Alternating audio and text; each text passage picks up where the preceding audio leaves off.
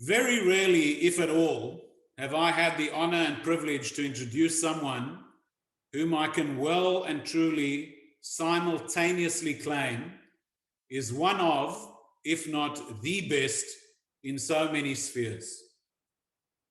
Jacob is undoubtedly one of the most knowledgeable, renowned, and beloved guides, a fount of knowledge on so many topics, but first and foremost on the Holocaust and Israel. A chef and food fundi of boundless talent, a raconteur second to none, one of the best huggers, and more importantly than anything else, a true mensch and a friend. Ladies and gentlemen, every single participant on the Adult March of the Living who has had the privilege of being in the company of and under the spell of Jacob's knowledge and warmth will tell you that you are in for a treat, and I can assure you that tonight will be no different. Despite the intensity and gravity of the topic, I am sure that Jacob will have us all spellbound. So, without creating any more of an expectation, allow me to hand over to Jacob. No pressure, Habibi. Jacob, it's all yours.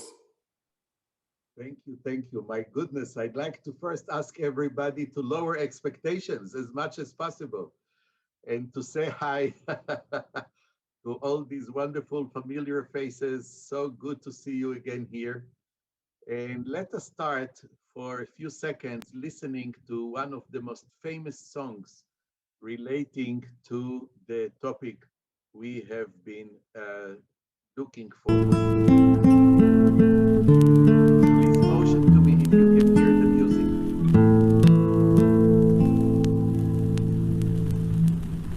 Stiller, stiller, lo mir schweigen, Quorin wachsen dort.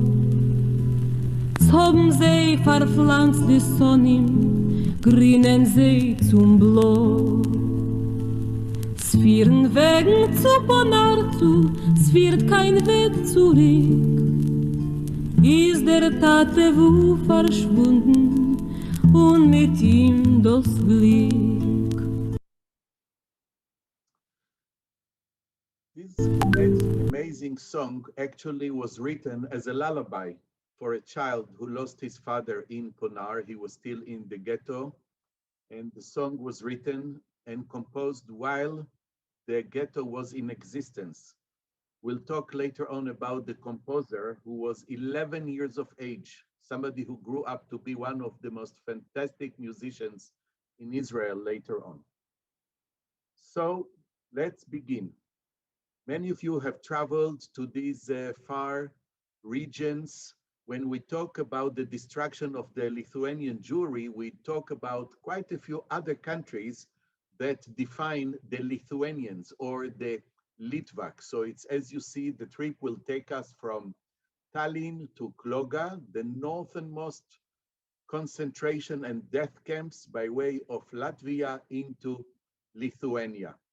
Actually, we're traveling through a very interesting part of the world that was called the Pale of Settlement. You see, for the longest time, even before 1835, actually from the 18th century, Jews were restricted to live only in certain parts of the former Tsar Empire, the realm of the Russian kingdom, and they were all got crowded into these small shtetls, the towns and townships and hamlets in this area. So if we look at the territory that defines Litvaks, so it's part of what is today Russia, big chunks of Latvia, chunks of Königsberg or Kaliningrad, which is today a small territory you see on the left-hand side, where it says Königsberg, big parts of Poland, big parts of Belarus. So when we relate to the Litvaks, it's not only the story of the sugar they didn't put in the gefilte fish like the Galicianers, but it denotes a very, very special Yiddish, special school of thought, state of mind, a place that has produced some of the most brilliant, greatest Jews in history, both as scholars in halachic and religious studies, as well as artists, writers, poets, musicians, sculptors, and what have you. John, you were absolutely right when you mentioned about Vilna being part of Poland. We'll relate to it later on. So there were lots of Polish Jews, not only Lithuanian Jews. There were Jews who were brought from many other parts, and that makes us relate to the fact that this region where we are visiting today on the upper right part of the map was part of an incredible organization, the Hanseatic League. They were mostly German tradesmen who set shop, an incredible network of commerce, and the Jews who followed in the footsteps of the merchants managed to make a living somehow, some better, some less, thanks to the existence of this Hanseatic League. That was a very interesting part, surpassing any boundaries, any political, linguistic territories, and the Jews were definitely part of it in a very minor way. Many of you have traveled and were, whether with me or some other ways, I know you know very well the story of the Holocaust in Poland. When people say Holocaust, everybody associates it right away with concentration camps, death camps, and gas chambers. Today, we'll talk about a different Holocaust. That was a bullet Holocaust. Ladies and gentlemen, 2.5 million Jews were shot to death by these hit squads. You see, the mobile killing units, what the Germans called Einsatzgruppen. So whereas in the Western Europe and Central Europe, whereas in Central and Western Europe, Jews were shipped to concentration camps in large numbers, whether to be used for labor and subsequently to be pushed into the gas chambers. When we look at this territory where we are visiting now, most of the Jews here, other than the ones who were shot at random, caved into epidemics, starvation, exhaustion, most of the other 2.5 million Jews were shot to death by these hit squads, the mobile killing units. The Jews from Estonia had a very small Jewish population, and Jews who were brought from other localities were sent to this Kloga concentration camp. They used them for labor, except that days before the Russians came, they managed to kill the remaining thousands of Jews who were still around in the camp. The camp does not exist anymore. It was completely leveled, but we do have some historical pictures showing us what happened. For example, here we have Jews who are gathered at the Kovno ghetto, Kaunas, during the deportation to Estonia, to the Kloga concentration camp.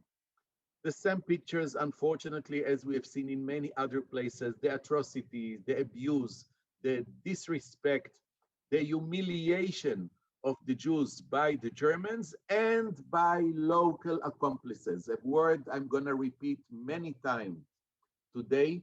You have to realize the Germans could not have done what they have did to that extent without very willing, enthusiastic sometimes, assistance given by local collaborators.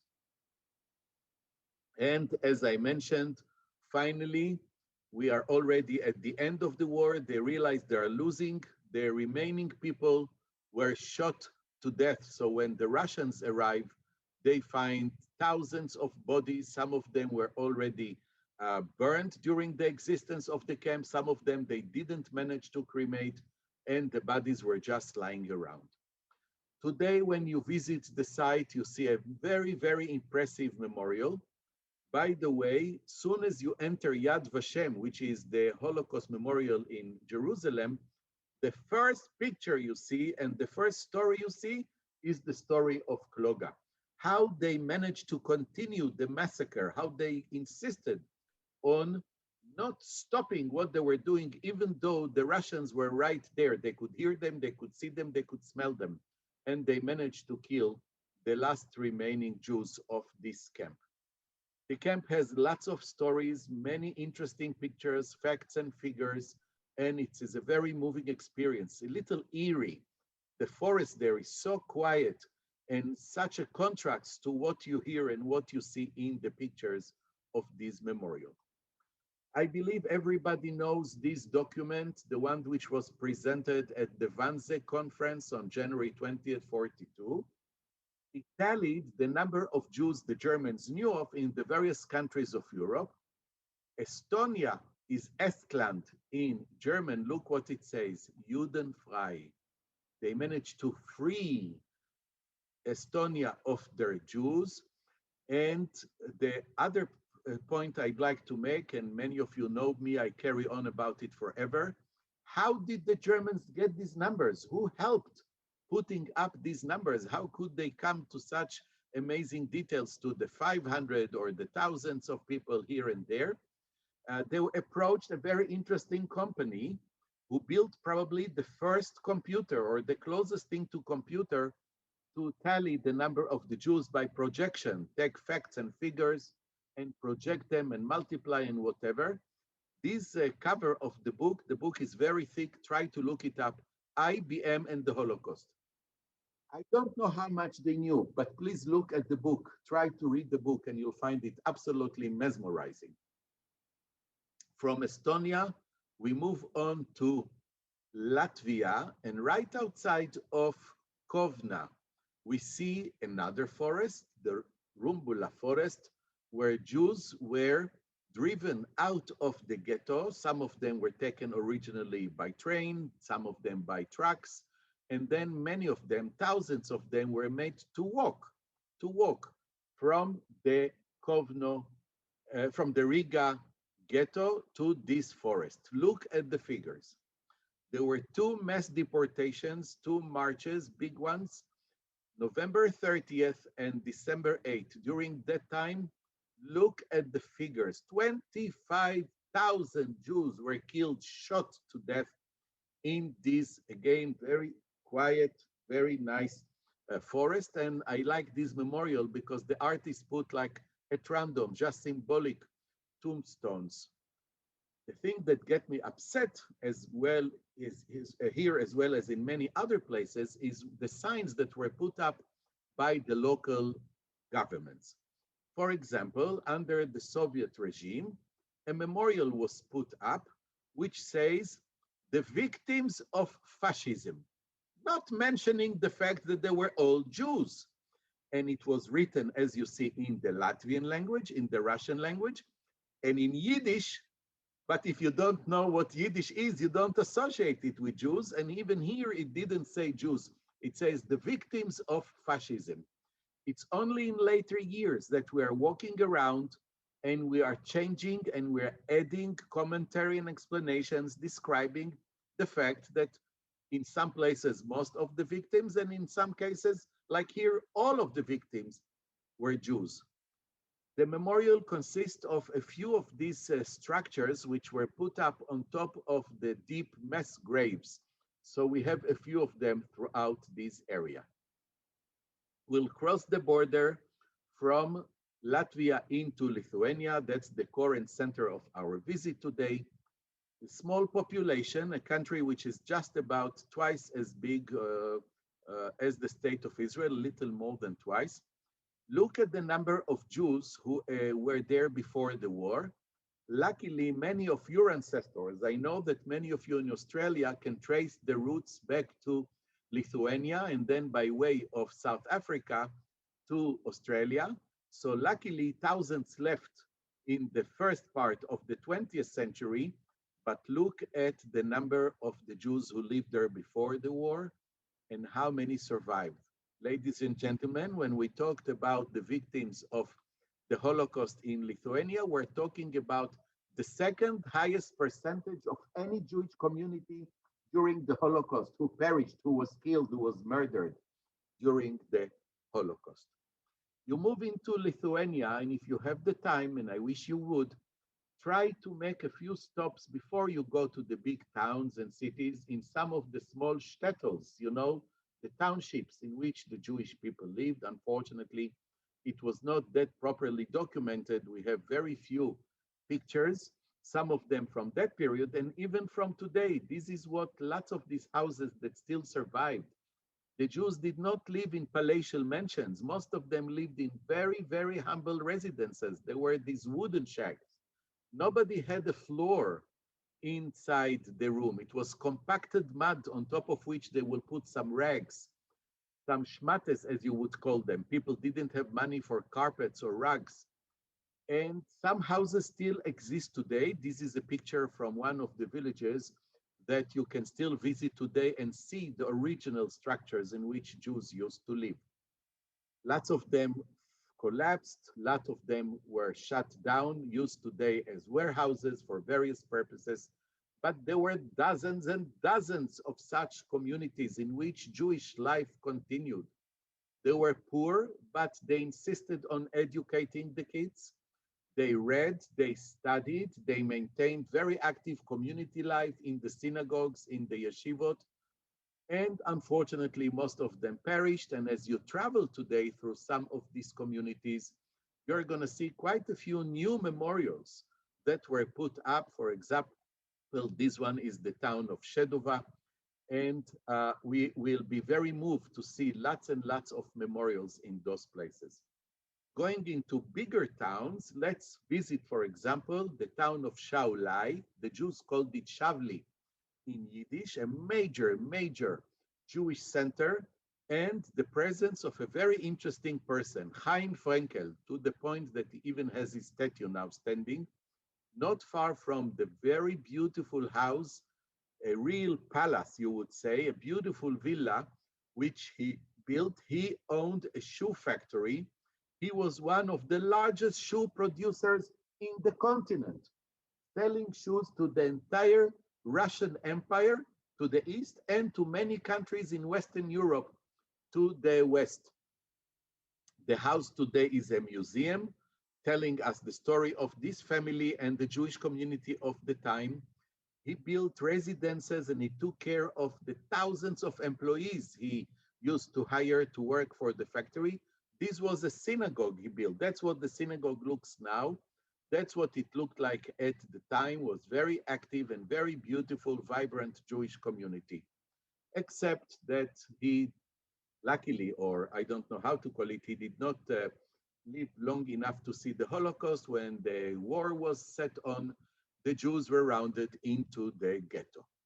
The ghetto occupied a very large part of the center of the city. And within those few streets and the buildings, they managed to squeeze in also what they called shops. There were workshops where Jews were employed, whether in textile or shoemaking or shoe repairing, shoe mending, and all kinds of other crafts that managed to keep some of them alive a little longer than the others. The ghetto was a very typical ghetto of the existence, used to be run by a council. You know the word Judenrat. That was the word used in many of the towns where the ghettos were set up in Poland. In Lithuania and in Latvia, in the Baltic states, it was called Ältestenrat, like the council of the elders of the Jews. Along with the Germans, there were some Jewish policemen, and the towns that used to have the yeshivot, the buildings that accommodated the yeshivot, most of them did not survive. Some others were turned. This one, for example, is an ice cream factory. Used to be a very famous, big, important yeshiva. The Einsatzgruppen, those hit squads, these mobile death units, walked into one town after the other.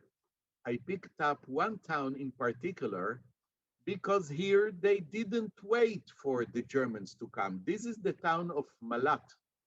And this is the place where the townspeople have marched the Jews, either to put them into the synagogue and set the synagogue on fire, as they have done in many places, or make them walk to the Jewish cemetery, where they were forced to dig the ditches, and they were killed right into the pits. So remember, the Nazi officer, if any, just supervised the activity in many places. In many of these localities, the entire gruesome job was done by the local citizens, by the local neighbors who just yesterday were supposed to be your friend. They traded with you. They benefited from your medical experience. They had you teach their children at school. But now that there is a chance to to chase and grab the property of the Jews, whether they are the houses or the furniture, looking, of course, always for valuables, they were more than enthusiastic to do this awful, awful experience. So now, of course, as I mentioned, we erect memorials and we make sure to mention the fact that they were not just the Nazis, but as you see, and their local collaborators.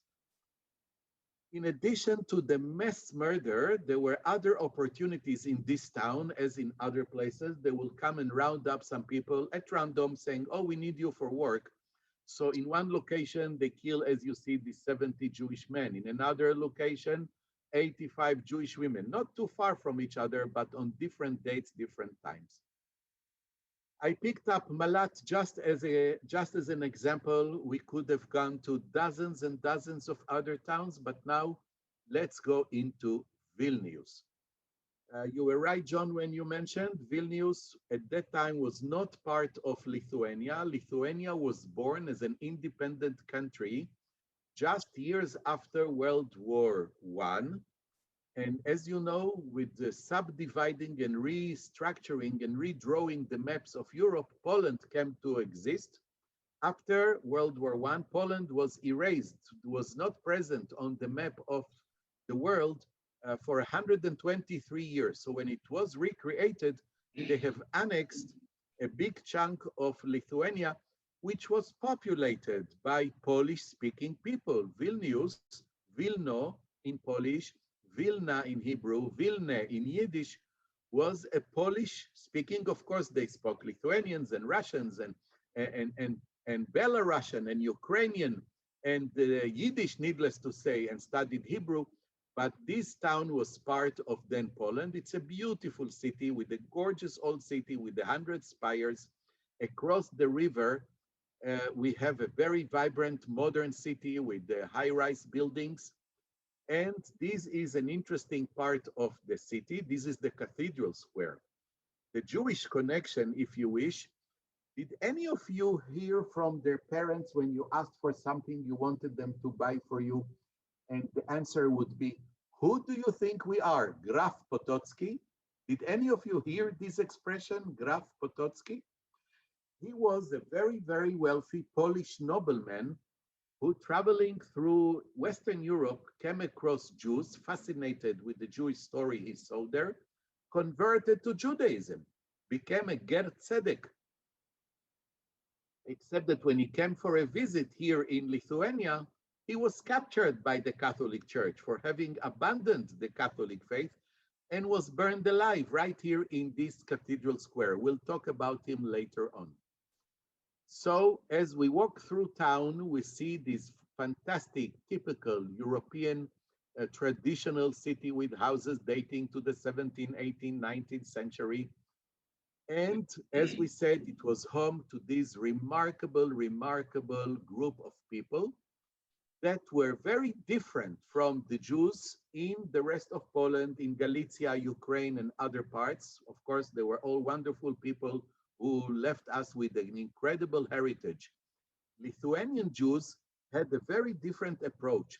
I don't know if you've ever heard the expression, a Litvak hot atzelem in kop. The Litvak has a crucifix in their mind. They are very critical. They are judging, they are judgmental, they are doubtful. They don't take anything for granted. You don't convince them very easily. Try to look up this book. It's an incredible story of the Jews of Lithuania. There were over 100 synagogues and prayer houses, what you call shtibel or kloises. Kloises are more associated with Hasidim, whereas here we didn't have so many Hasidim.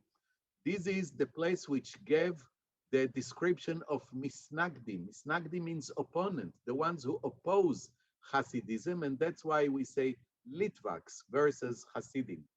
This is an image of the big synagogue, the great synagogue. The synagogue was damaged but survived the Holocaust. It did not survive the Soviet regime, which knocked it down. The synagogue was part of a very large courtyard, which was called Schulhof. There were 11 synagogues next to each other. You know, at that time, people prayed with their peers, with their relatives, with their social rank, with their profession. The butchers went here, and the carpenter, the shoemaker, whatever, went to the other ones. None of these synagogues exists today. What is still around are some of the lanes of the former Jewish quarter. A very interesting institution was set up in this city. That was the YIVO Institute, the top authority on the Yiddish language. They wanted to preserve and commemorate, keep the books, the texts, the manuscripts, study the language, compose dictionaries as the world was evolving and developing. In the 20th century, luckily, the founders and the leaders of this institute managed to escape. They managed to get to the United States. They were a father and son, the Weinreich family, and they set shop in New York. That's where you can see today in Manhattan, 15th Street, not far from 5th Avenue. You can see the YIVO Institute, a building that houses a museum of the Yeshiva University, the Sephardi Federation, and many others. Here we have a picture of the president of Lithuania. This is this lovely lady here with the blue, visiting the YIVO Institute, and they took the picture right in front of the map of the Vilna ghetto.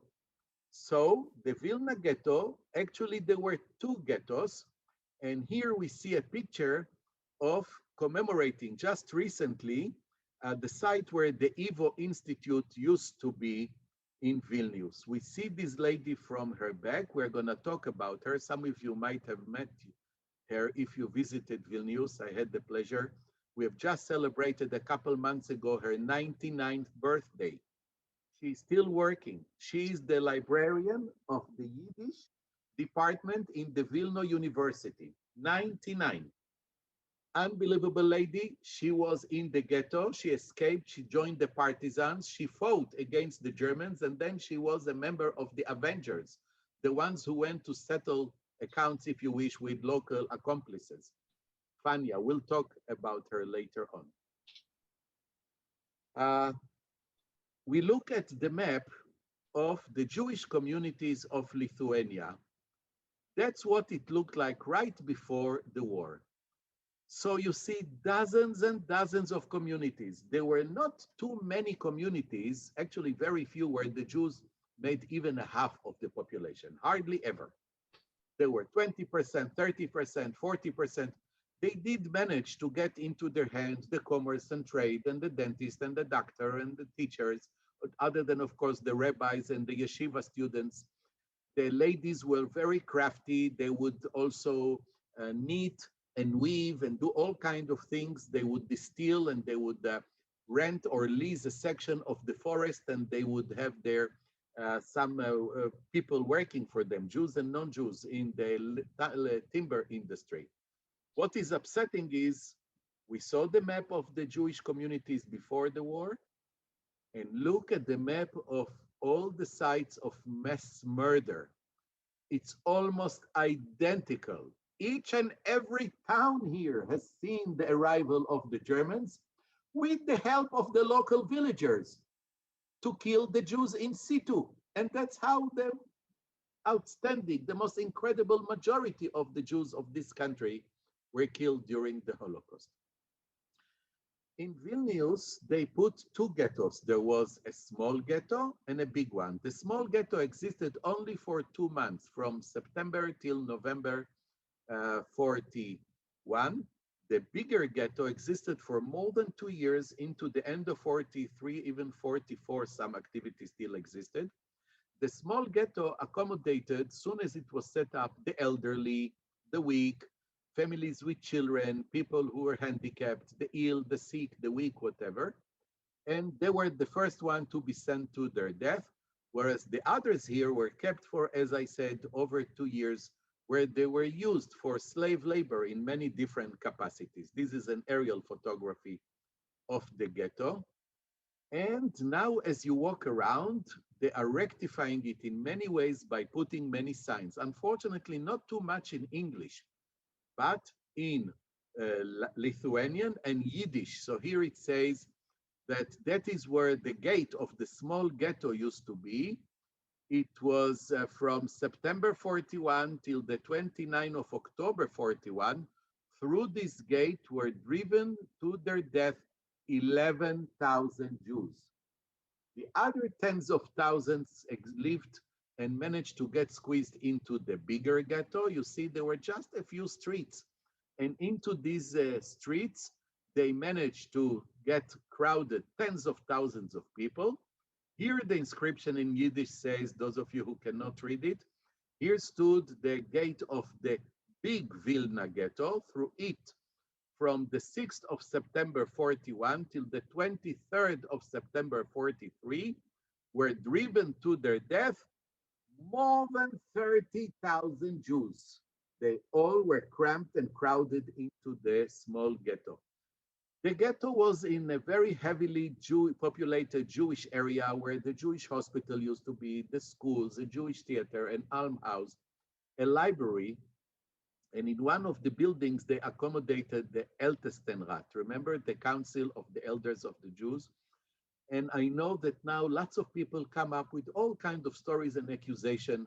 I did it myself. I cannot ask anybody. I can only suggest that whoever deals with the subject should try, at least, to disqualify ourselves from judging these people for what they have done during this time, because nobody knows what they would have done under similar circumstances. You see, they had to play God. They were the ones who had to issue what they called in Yiddish Schein, the work permits, the Ausweis in German, or Nachtausweis, the night work permit.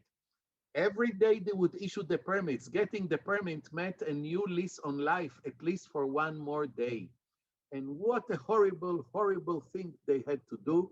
And also here we have the sign outside the building telling us the story that this is where the Council of the Elders used to be. They managed to keep life as normal as possible, if anything was normal during that time. They had a police that will monitor and keep law and order to whatever extension.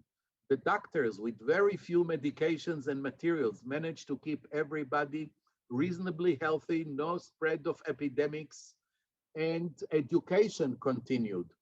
Of course, such conditions led to all kinds of petty crimes and more than petty crimes, and they had zero patience, and the Jews would be executed on the premises of the ghettos, and the bodies would remain there for a few days for everybody to see. Try, if you didn't see it yet, if it ever comes to your area, try to see the play called Ghetto, written by the Israeli playwright Yoshua Sobol. And it is in great ways, in many ways, to a great extent, based on the events which took place here in this ghetto. What I find absolutely mind-boggling is that the theater continued to function during the existence of the ghetto. They gave lectures, they had plays, they gave concerts, playing music with the Star of David on the armband. They dressed up, you see, they put their jackets, their ties, they dressed up nicely to give concerts. Lots of the houses of the ghetto and surrounding area were destroyed during the bombing, during the war. The cemeteries were devastated. They are now fixing up many of these places, and they are restoring the names of the streets. Zhidu is Jew in the Lithuanian language. Here they put in Hebrew Rehov HaYehudim, the street of the Jews, and in Yiddish, Yiddishegas. Another picture shows us another street name, Gaonu, and that is to celebrate the existence of the Vilna Gaon, a most incredible rabbi, somebody who is an outstanding figure. Gaon means a genius. So he was not only a great scholar in Jewish studies, he was a great scholar in general studies, in new sciences, And he did an incredible work. Try to look him up for what he did. You know the science called exegesis. He tried to arrange all the rules and regulations, the mitzvot, the laws we were given in the Torah, in the biblical and post-biblical scriptures into a scientific, methodological, mathematical manner, exegesis. He was a great person. His statue stands very prominently right next to the house where his building used to be, the house where he lived and the synagogue where he prayed. Another interesting figure whose statue is now on the former grounds of the ghetto is Dr. Tzemach Shabbat.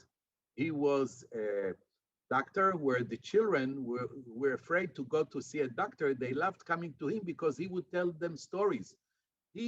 I don't know who did it first, probably he didn't, but he told them a story about a doctor that sounds very much like Dr. Dolittle. And the children were fascinated. He says, so today I told you a chapter. Next time we get together, I'll continue the story. So he was among the founders of the YIVO Institute of Yiddish. The latest edition moves me very, very much, I must admit. This was put just very recently, less than a year ago. Lots of the Jews who were not educated had to do all kinds of jobs, and you know, they didn't have running water in the houses. So lots of the Jews made a living by being water carriers. They would walk to the river, will fill the buckets, and carry them on their back to distribute them among the houses of the ghetto. By the way, the same artist who did Dr. Tzemach Shabbat did him, and look, I love what he did here. Look at the facial expression of this Jew under the burden of the heavy buckets with the water. Out of over 100 synagogues, only one exists now. This one was built in the beginning of the 20th century. And it's the only place which really holds some kind of services, other than in the last few years, Chabad Lubavitch set up in a different part of town, and some people go there, but there isn't really any Orthodox Jewish community as such. Very limited kosher facilities, one restaurant that does kosher, a couple that do kosher style. Nobody really observes. The numbers are changing because of some expats who happen to visit, students, diplomats, whatever, but that's it. That's what's left out of a glorious, glorious Jewish past. The Jewish past included lots and lots of signs that were written up on the door fronts. They had a publishing house, a very famous European publishing house, Widow and Brothers Rom. That was one of the most important printing places and publishing house. They were the ones who did the most authorized version, which many of us look up to date, of the Babylonian Talmud. They printed newspapers. Imagine, before the war, there were 6 daily newspapers, Jewish daily newspapers in Vilna alone, in Hebrew, in Yiddish, Russian, Polish, and Lithuanian. Lots of the shopkeepers would write their names and description of the stores using whether it's Polish or Russian and Yiddish script. For example, here you can see the confecten. This guy used to sell kerosene. You see, kerosene, nafta in the Polish language. Sklep means a shop selling the kerosene. And we see lots and lots of such names showing up now as they're fixing the old buildings. They're removing the many layers of plaster after discovering it by accident. Now they're very careful removing the plaster to expose what was written there below.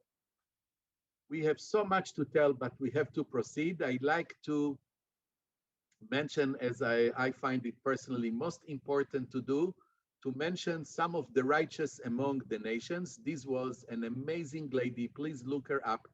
When you get the presentation, you will be able to click on the links and read a lot about the many places I have mentioned here. You'll notice that there are dozens and dozens of links to website when you can read more. This is the building used to be owned by the communist police story. Now it is the Holocaust Museum. Outside, we have a statue that was put by a Japanese artist. Why Japanese? We'll tell later on. It is a small museum that existed now for almost 25 years. A new building will be turned, a new museum will be put into another building soon. But here is where you can see still, unfortunately, um, she's not working anymore. She's into her 90s, again, a partisan. She's the founder of this museum. And those of us who visited with her and other docents were able really to hear some fascinating stories.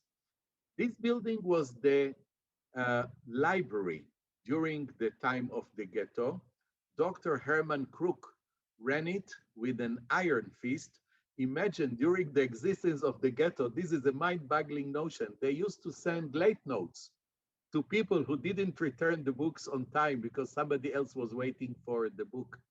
When they let out and somebody borrowed 100,000 books during the ghetto, they gave a big party. This is where the new Holocaust Museum will be put up. Unfortunately, Dr. Kruk didn't survive. He was also killed during the Holocaust. Another big, beautiful building, which used to be a theater, houses the Jewish Museum, not the Holocaust Museum, Jewish Museum, with lots of artifacts, with art exhibitions. As you walk the streets, you are going to come across these stumbling stones. You know this project of the stumbling stones initiated by this non-Jewish German artist. Outside many buildings, they remove some part of the sidewalk, the pavement or whatever, and they put the name of the person who lived in this building, denoting the year he was born, the time he was taken away from this building, and the place and date where he was killed. You see, this one was killed in Ponary, Yitzhak Rudashevsky. The Vilna Gaon was buried in the ancient Jewish cemetery in a very poor part of the city, Shnipishok, right on the banks of the river. When they liquidated the cemetery, they moved his remains along with the remains of Graf Potocki, the righteous Ger, as we call him, and they were moved to another location uphill in the 19th century. And then that cemetery was demolished because they needed the land for something else. A few of the tombstones were gathered only recently, a few years ago, as a memorial. And a new cemetery is being used now. It was inaugurated just before the Holocaust. And this is the Ohel, this is the mausoleum where Graf Potocki is buried right next to the Vilna Gaon, a very interesting story. Some monuments to the people who were killed during the existence of the ghetto and were not brought to be buried individually. Here we mention another righteous Gentile. He was a German officer who was a kind and wonderful person. But when his actions to help the Jews were discovered, he was killed by the Germans right here in Vilnius. Another German officer was helpful, helping the Jews who worked in this place. These are very interesting houses. When Baron Hirsch heard about, you know, Baron Hirsch was a great philanthropist at the end of the 19th, early 20th century. You might have heard about the story where he moved thousands of Jews to Argentina, where he set up Jewish colonies in Argentina. Here he saw the miserable conditions in which the poor Jews of the Vilna area were living. He built what was then the top of the line, very modern residences. The Germans set up here in the courtyard between these buildings a car repair shop, and hundreds of Jews were working, maintaining and fixing the cars. When he heard that tomorrow will be a liquidation, he suggested to them, tomorrow you might not want to be around here.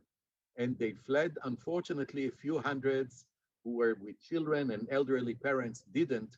And just days before the Russians moved in, they were killed here, and where the bodies were left and later on was arranged as a mass grave with a memorial between the two buildings, the Baron Hirsch building. The name of this officer escaped us for a long time. We were busy finding him out. This is Major Karl Flagge. And once he was discovered, we've added his name in Yad Vashem. Here you see a lady, a survivor of, as a young person, a survivor of this car repair shop. They called it in German, HKP, Herrenskraftwerk. And she stands here next to his name, pointing to his name, an amazing person. We are going to leave Vilnius on our way to Ponar. What is Ponar? First of all, not everybody was kept here in the ghetto. Some of them were taken to a jail which was present in the area.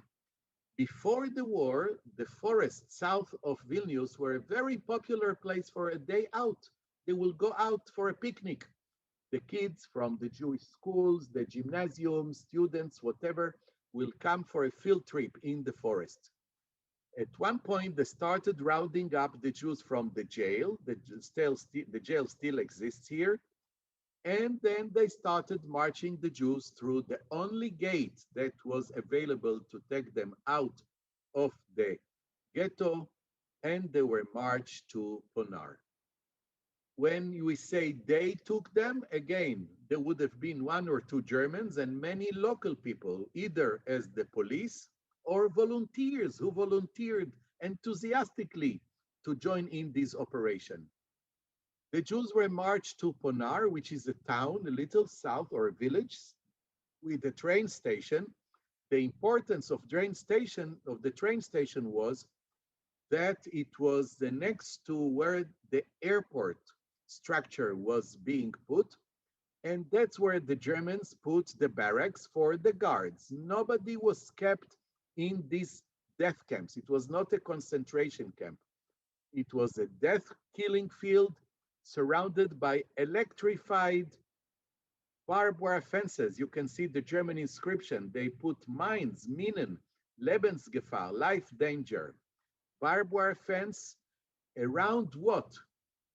The Russians, when they were here, were starting to put up these oil tank for the fuel, for the airplane's fuel.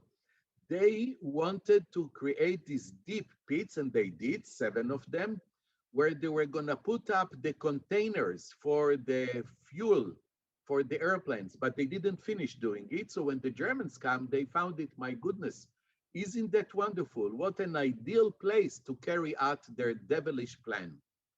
Tens of thousands of people are being marched, lined up along the edge of the pits and shot down into the pits. And they were made to strip and take off their clothes. The local people would gather to collect and go through their clothes, looking for using the clothes, maybe some valuables that were in them. To make it easier for them, they were made, the Jews, to cover their heads. They would take off some of their clothes and put it over their faces. And that's how tens of thousands of people were shot into these pits. Later on, we found that there were some people who didn't even make it to Ponar, so they just killed them along the road leading to Ponar. And we have a very moving testimony given by a German officer. But the most important evidence was given by a local neighbor. He was a Polish newspaperman, a journalist, who lived in that village, and he saw them walking day in, day out for the longest time. And he heard the shots, and he counted the shots, and he was able to calculate, and he helped us get the idea of how many people were killed here. And this is another project that I'm very proud we are able to do all over the place. You see, during the Soviet period, they have written in Lithuanian and in Russian, this is where the fascist, Hitlerite, whatever, killed citizens, not mentioning the fact that they were Jews. And the big correction now in the Yiddish languages, in Hebrew, here in the forest of Ponar from July 41 till July 44, even after the liquidation of the ghetto, they brought Jews from other localities. The Hitlerite occupiers and their local accomplices have destroyed 100,000 people, out of which 70,000 people were Jews, men, women, and children. The others were Soviet prisoners of war, all kinds of people who objected to the regime. 100,000 people found their death in this, again, very eerie atmosphere to walk around. This is the latest march we have here every year. We have a few Holocaust memorial days. We have Yom HaShoah, of course, to commemorate the onset of the Warsaw Ghetto Uprising. That was, you remember, April 1943. And then we have the end of January as an international when Lithuania have their own. So we have the marches here with the presence of local dignitaries, officials, military, police. And this is Fania Brantsovska. This is the lady I told you. She's a beautiful lady at 99. She's still stunning. And she tells the stories which are just unbelievable. Imagine that a few years ago, she became wanted by the police. One of the survivors published a book saying how they went after the local accomplices after the war. Those local accomplices are now considered in Lithuania national heroes. They are patriots because they fought the Russians. The fact that they cooperated with the Germans and assisted in killing hundreds of thousands of Jews is not mentioned anywhere.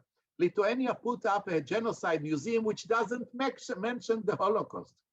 So the lady in her mid-90s all of a sudden appears on the list of wanted by the police. Of course, everybody knew where she was. But the fact that she made it to the list is so mind-boggling.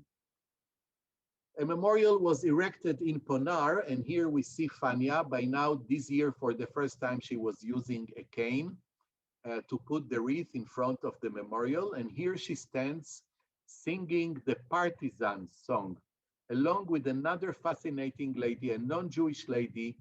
And this is Maria Prukoves, a professor of anthropology who's fascinated with Jewish musicology. She sings and she plays, and she does an incredible job. We walk around and we see the pits. They all have now these markers on top of them, 7 of them. One is very different. Towards the end of the war, when the Germans realized they were losing the war, they decided to destroy any evidence of their heinous crime. So they recruited many Jews, which they used, you know the term Sonderkommando. They lowered them into a bunker, which they put at the bottom of the pit, and they had the gruesome job of exhuming, dig up the bodies and cremating them, so nothing will be left. We know they didn't manage, but we have the story of these Einsatzs, of these Sonderkommandos working, the prisoners who were working in these pits. We don't have many individual memorials. Most of them are mass grave. This is one that commemorates the people who were working in that car repair shop and some other. There was a fair factory and some other factories, and they were all killed on the last day, which was the 5th of July, 44. They were not brought here to be buried, but a marker was put here. A small museum exists on the territory of the Ponar killing fields. This is where that Polish journalist used to live, in the nearby village, less than a mile away from the killing field. So you could see the people walking, and you could, as I mentioned, hear the shots. A very famous song was written by one of the greatest Jewish poets of the 20th century, of any time, to be honest, Abraham Sutzkever.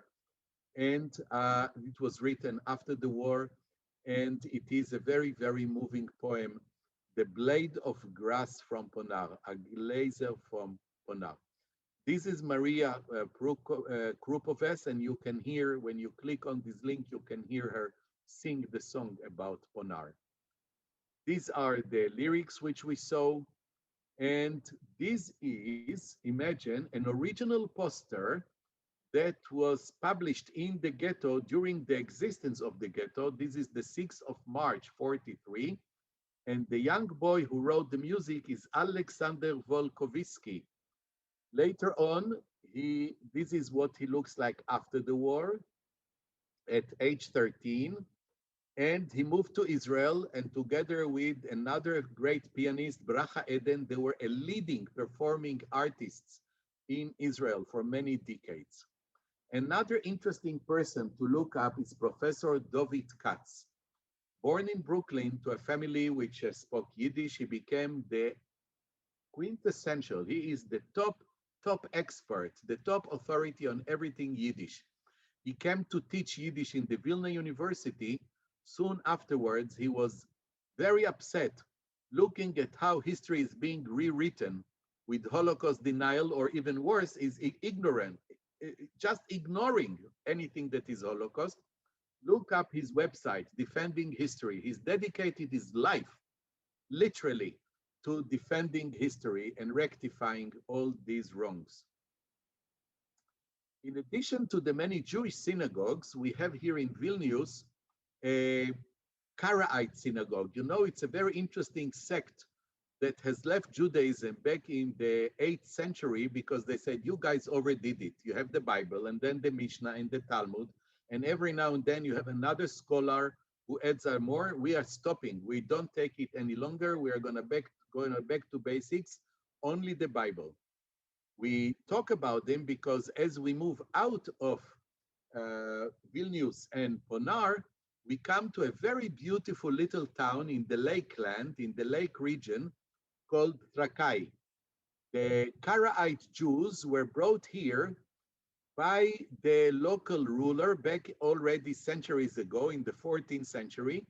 And this is their synagogue. They call it Kenesa, like Bet Knesset, they called it Kenesa. When you ask them, are you Jewish? They said, no, we are a religion of Mosaic origin, but not Jewish.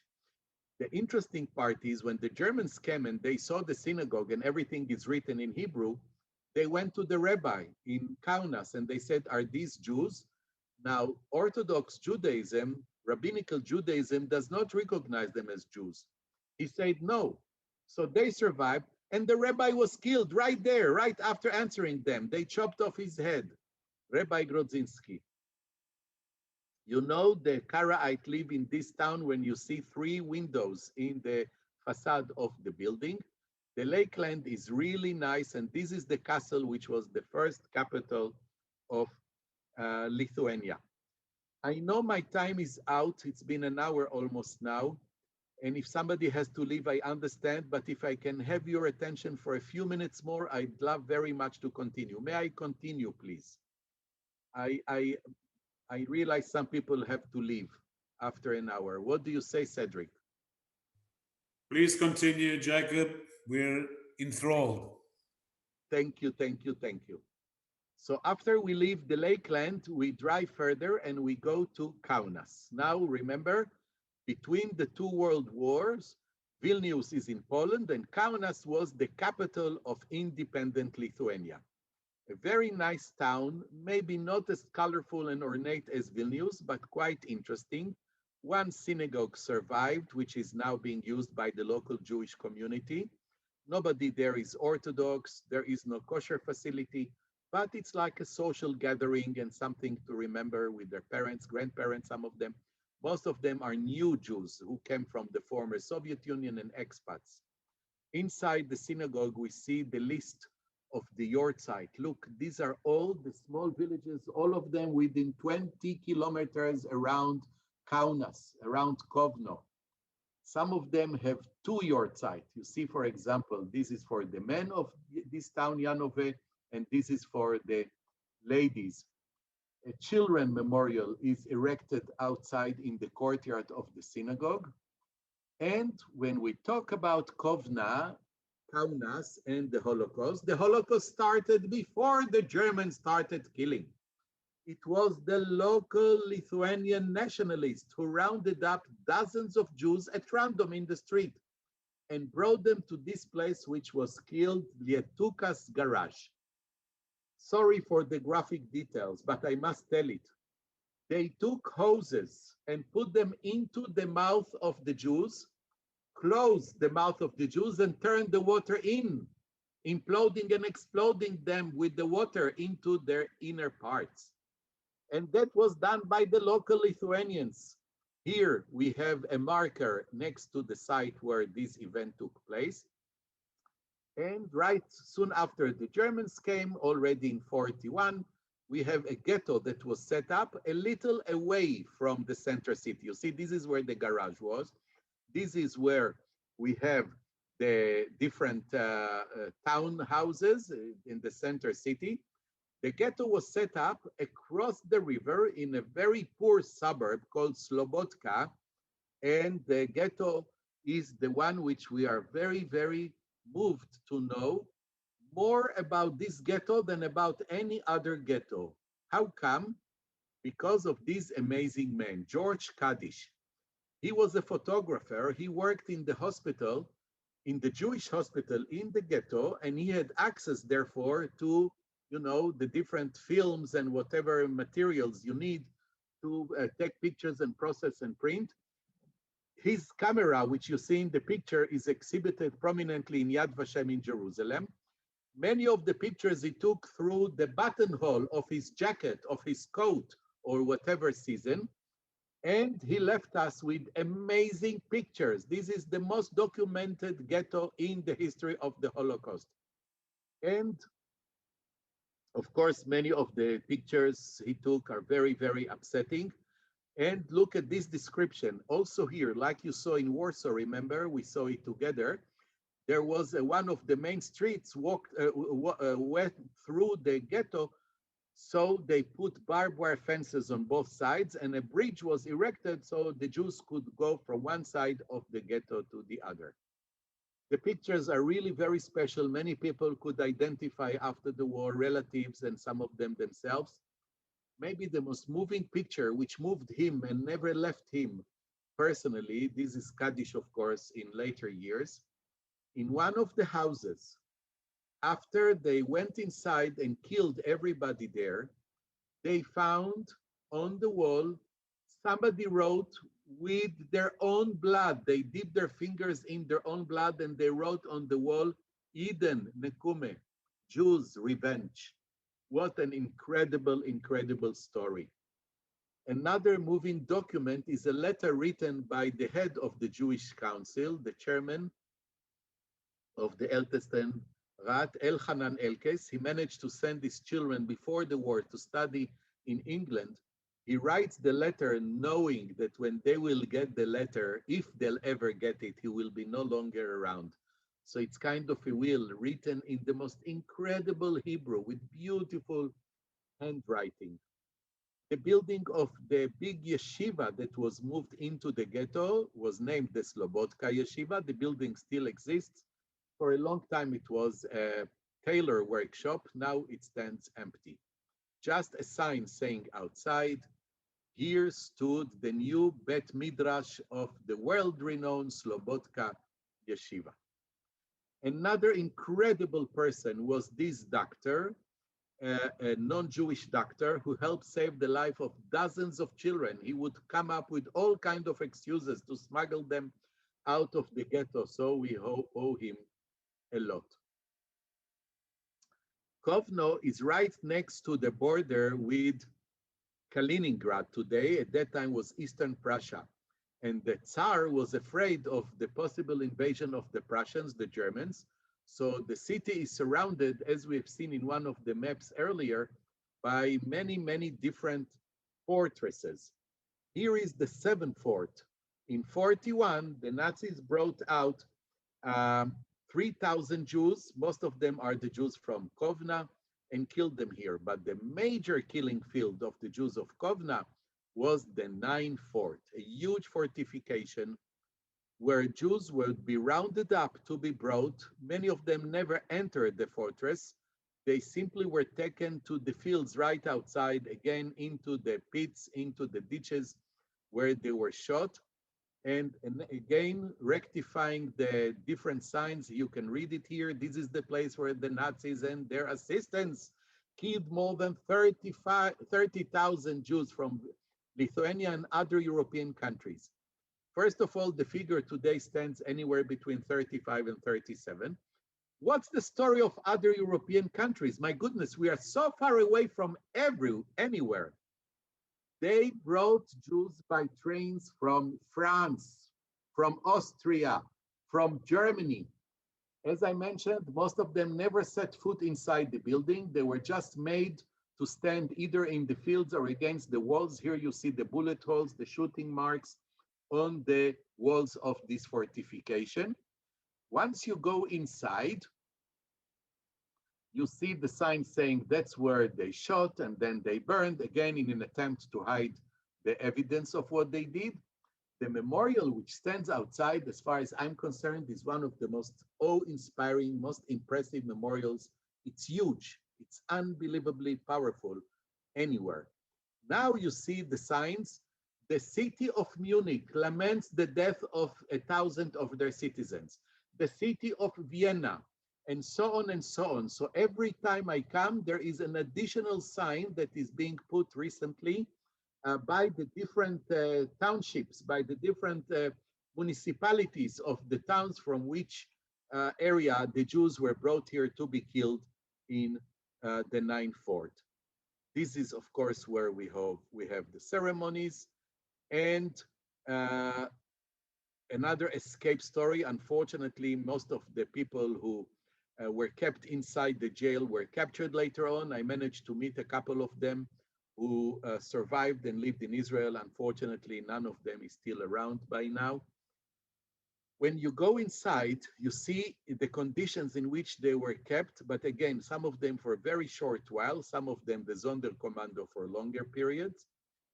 On one of the walls, we found an incredible inscription. Look at what he wrote.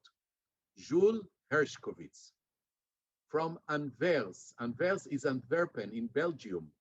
When the Germans came, lots of the Jews escaped to the south of France, which was not occupied by the Germans. But of course, the Vichy regime and therein cooperates with the Germans. They were handed over. They were sent from Monaco. They are in Monaco. He's sent to Drancy, which is that transit detention camp right outside of Paris. And from there, they're put on the train to go to Kaunas. The next day they were shot. And you wonder sometimes, why on earth would they do that? Why would they bring people from the southernmost part of Europe all the way here just to be killed? Kaunas is the capital, and in Kaunas we have some consulates and embassies. The Jews fleeing from Vilnius and from Poland come to Kaunas, trying to escape, but now the war has started and everything is closed and they cannot go anywhere. One gentleman who works here is this amazing person, Jan Zwartendijk. He is a Dutchman. He sees the plight of the Jews and he has an idea. He knows that if the Jews will claim they're going to the Dutch colonies in the southern Caribbean, to Curacao, Aruba, Suriname, they don't need a visa. He travels to Riga. He talks to the Dutch ambassador there and he says, I think we can help these Jews. And he said, of course, with pleasure. And he gave them a letter appointing him to be the Dutch consul in Kaunas. He talks to the Jews, shows them what he can do, and he puts a stamp on their documents that they can cross the entire Russian territory with this transit visa, supposedly to go to Curacao. Now they need to go through Japan if they have to get there. They go to this house which houses the Japanese consulate. This is Chiyune Sugihara. He had no business being a consul. Actually, he was a spy for the Japanese because the Russians are advancing, the Germans are advancing. This is before Operation Barbarossa. The Russians are on the other side, and he reports to Japan what happens in that front. And he writes to his government, to his supervisors and superiors, and he says, I think we can help these people. They said, no, don't. He says, we have to help them. Look at what happens. We're getting the news about what happens in other parts of Europe. We must help these Jews. And they said, no. And he spent sleepless nights saying, finally, if I obey my government, I betray my God. And he sits down and he lets in these dozens and dozens and hundreds of people, and he issues visas. Here they are lining up right outside the gate of his house. And you see what the transit visas say. Seen for a journey through Japan to Suriname, Curacao, and other Netherlands colonies. So soon as they get this stamp, they can travel. They go to Moscow, they board the Trans-Siberian train, and they can make it out. These are the gates today. They added these signs in Japanese and in Lithuanian. Gates of Hope, Visas for Life. That's the title of the book written by his widow, Yokiko. I was fortunate to have met her. We are still very close with his family. Inside the consulate is a museum describing to us, you see their trip from Kaunas to Moscow. From Moscow, they took the Trans-Siberian train to Vladivostok, and then they took the boat to Tsuruga. Here we have Sugihara visiting Jerusalem, and he met with Zerach Varaftik, who is one of the survivors he managed to help, who became the Minister of Religious Affairs in the Israeli government. His story was not known. The Japanese deprived him of all honors. They revoked all the medals, didn't give him a pension. He ended up being a traveling salesman in Siberia, selling cheap trinkets, until one gentleman, a survivor, who made the point of looking him up, made himself get a job in the Israeli embassy in Japan, and he was walking around in the streets. Finally, he found him 15 years later, and he says, "You saved my life." And that started the whole new story. Sugihara was recognized as a righteous. He planted the tree in Yad Vashem. This is his son visiting Israel. We have named lots of locations about him. Chiyune Sugihara Sempo was the nickname. And even recently, I got, you see, less than a year ago, I got this message from my friend in Kaunas. A memorial was erected outside the hotel where he had to move in when he had to leave the consulate on his way to the train station. He was asking the driver, drive slowly. What's your name? Moshe Zeligman. What's your name? Shmuel Ziegelman. What's your name? Shlomo Hershkovitz, whatever.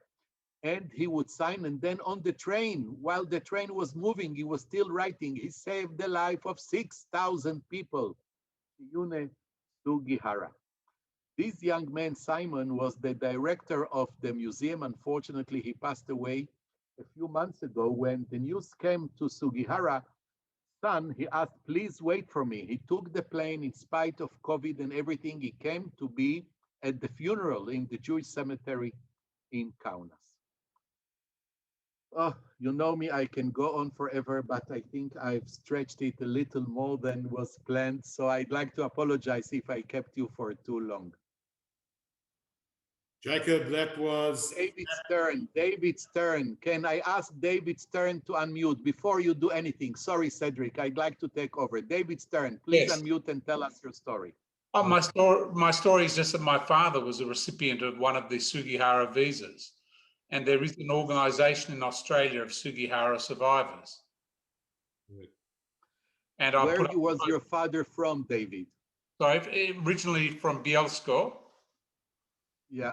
Sorry, from Bielsko-Biała in Poland, and they've somehow got to Vilnius, and they managed to get a visa there. Thank you so much. Thank you so much. There is a society in Australia of Sugihara, and there's a Facebook page that I posted as well. Excellent. Did you attend some of the meetings? They used to meet every 5 years. I attended one at somebody's home. I've attended, they had at the Jewish Museum in Sydney. The Japanese consuls had an exhibition here. There's been a fair bit of sort of hype around it all. Thank you, David, and thank you. I'm glad to hear. Sorry, go ahead, Cedric. Sorry. No, Jacob, I think we're going to have to wrap it up if you don't mind. Of course. I'm sorry. No apologies at all. It was absolutely breathtaking. You can see by the number of people who have stayed till this very last minute that it was absolutely enthralling. I am going to take the liberty of allowing one person. There were no questions that came through in the chat. Everybody was listening so attentively, and some people made comments, which we've seen. but if there's anyone in the audience who would like to pose a question, I would. okay, with pleasure. Who can you just identify yourself, please? My name is Naomi Valens. Jacob, my grandparents were killed at a killing field called Polygon. Could you comment about Polygon? Because it's not all that far from Ponary. I'm afraid I don't know the place. I will look it up. Polygon, you Okay. say? Polygon. And it's Polygon, near is that Svincian. how you Polygon. It was originally an army barracks, as far as I know. My grandparents were killed there, and it's near Svincian. Yes. And I'm wondering yes, I know why Svincian they weren't area, not yes. that far from Vilnius. Why that it occurred there as a killing field, and they weren't shipped to Ponary. No, that's my What question. happens was, Ponary was mostly the Jews from the ghetto and from the other towns. Could be that they were taken there before they were executed as part of a labor force. Maybe they were working there as part of some job that they were given. No, they weren't a labor force. No, I don't know. I will try to look it up, I promise. Okay, thank you. So Jacob, if you do Thank come you. up with anything, please, can you let us know and we will pass it on. Absolutely. The only thing I know about Polygon, of course, is that there's Polygon Woods in France, and it did have something to do with the army, that particular place. All right, thank you so much, Naomi. I'm going to hand over now. I mean, this discussion could have carried on for much longer, but all good things have to come to an end, and I'm going to call on a dear personal friend, an alumna and a great friend of March of the Living, Carol Gordon, to sum up. Hello to Jacob, and how lovely to see your wonderful face and to hear your voice. Brings back lots of memories of very long bus trips in Poland. Listening to you, we could listen to you endlessly because of your incredible knowledge. We always say you've got a brain like an encyclopedia. I can't possibly begin to summarize or sum up your talk tonight, because it was just so full of incredibly interesting information and stuff that we just don't hear. We don't hear about, and it's hard to find generally disseminated information about Lithuania, and you have to really look for it. So to hear someone talk about it the way you do is very enlightening and very, very interesting for all of us. So on behalf of March of the Living Australia and all your friends and everyone who zoomed in tonight, we'd like to extend a huge thank you to you, Jacob. And I know that this was your second talk of the day. So thank you for accommodating the Aussies who live in a very difficult time zone. But we really, really appreciate it. And we would love to hear more from you. And hopefully, we can make that happen. Lots of love to you, Jacob, and thank you so much. And thank you to Cedric and March of the Living Australia for organizing this for us. Thanks, Carol. Thank you so much. Just a departing thank you from me to all of you for attending and for remaining on for this extended time. And just a quick reminder and invitation to attend our next session, which will take place on Thursday, the 12th of August, 2 weeks' time, on the topic of Islamist extremism and anti-Semitism, a short history over the last 4 decades. This will be presented by a gentleman by the name of Fiaz Mughal, OBE, the founder of Muslims Against Anti-Semitism, and also a reminder to follow our latest campaign, calling on the sport-loving community of the world to join forces in the fight against anti-Semitism and hate in sport by following our socials and hashtag Never Means Never and Athletes Against Anti-Semitism. Thank you so much and have a great evening.